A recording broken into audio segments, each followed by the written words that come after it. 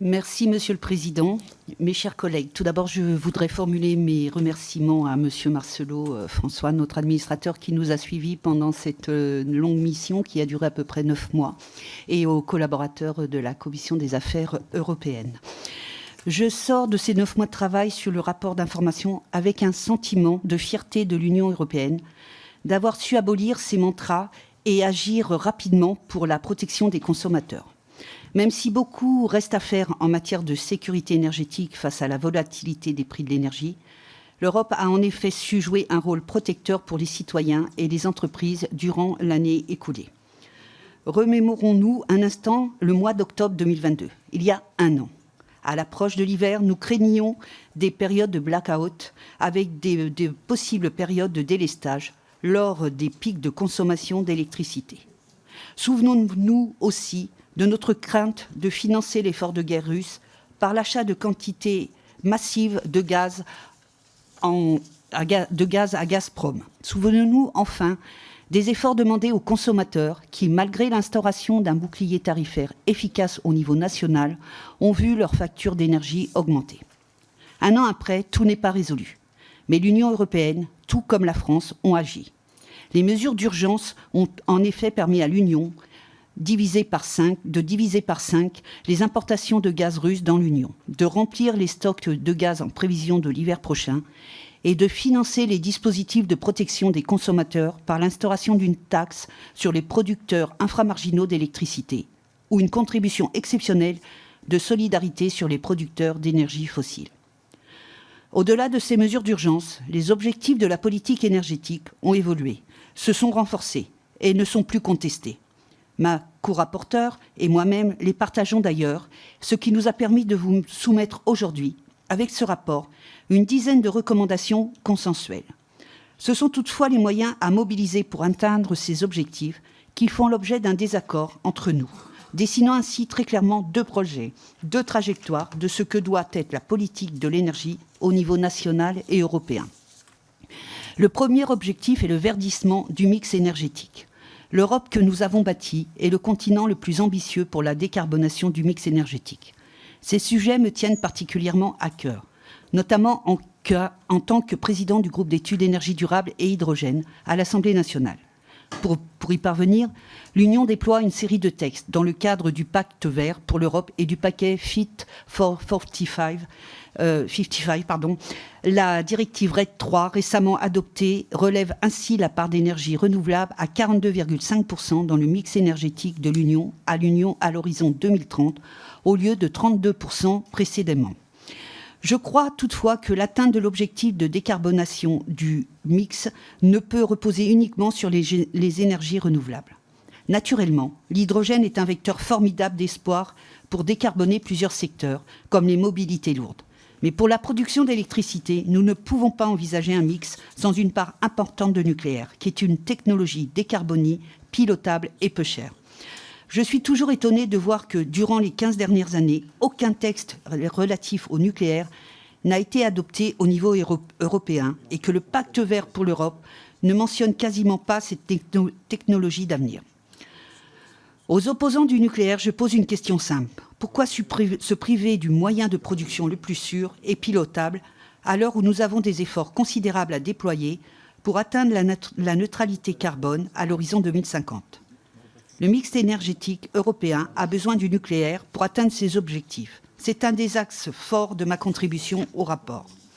Le second objectif de la politique énergétique est l'indépendance du mix. Nous ne pouvons, en tant qu'Européens, pactiser avec des pays tiers peu fiables pour l'importation de notre énergie.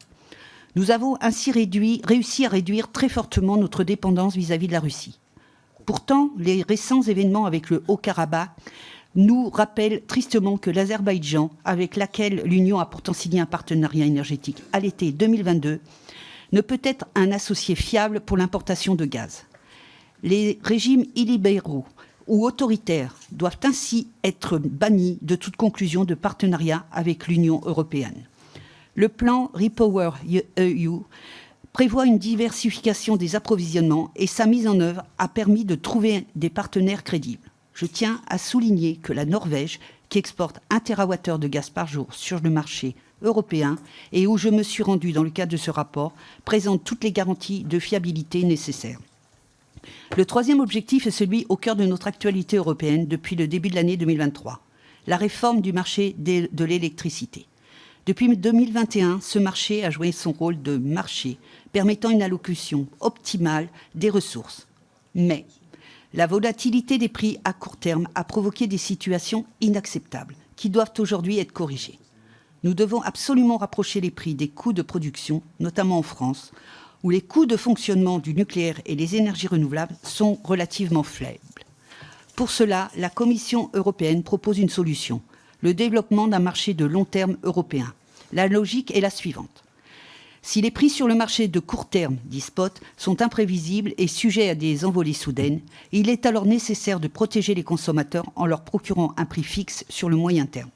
C'est tout l'objectif des deux types de contrats promus par la Commission européenne. Le premier type de contrat sont les PPA, qui sont des contrats de gré à gré entre particuliers. Je m'explique, une usine d'acier pourra ainsi traiter directement avec un producteur d'électricité décarboné pour s'assurer pendant 4 ou 5 ans une fourniture d'électricité à un prix fixe et négocié. Le second type de contrat sont des contrats pour la différence, qui fixent un prix plancher et un prix plafond garanti par l'État entre le producteur et le consommateur. Prenons l'exemple, si le prix plafond fixé par le contrat est de 70 € par mégawattheure et que le prix journalier de marché est de 100 €, les producteurs devront reverser 30 € à l'État pour chaque mégawattheure produit pendant 7 heures. C'est ce second type de contrat qui est au cœur des négociations bruxelloises en ce moment même.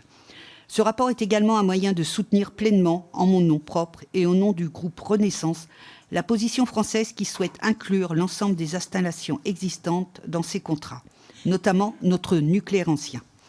Je souhaite également que la redistribution des recettes issues des contrats pour la différence puisse se faire librement et que chaque État puisse décider de leur utilisation pour protéger les consommateurs. Je le répète, le marché n'est pas le problème. Il a fonctionné correctement pendant la crise.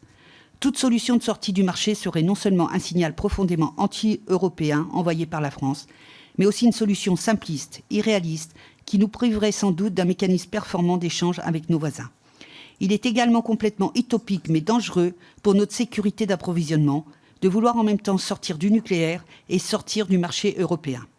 Simplement, le fonctionnement normal du marché doit être complété pour protéger tous nos consommateurs et je soutiens ainsi le principe de la réforme portée par la Commission européenne. Simplement, cette réforme doit inclure l'ensemble des technologies décarbonées, y compris les installations nucléaires existantes, pour atteindre le triple objectif de décarbonation, d'autonomie stratégique et de protection des consommateurs.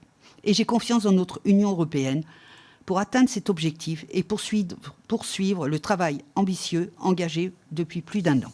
Je laisse la parole à ma collègue Nathalie Oziol, avec qui nous avons travaillé pendant de nombreux mois sur ce rapport et que je remercie pour ces échanges cordiaux et des fois un petit peu... on ne va pas dire tendu, mais on a eu des discussions qui étaient extrêmement riches et donc voilà, c'est ce qui nourrit aussi notre rapport et c'est ce qui nourrit aussi les échanges. Merci.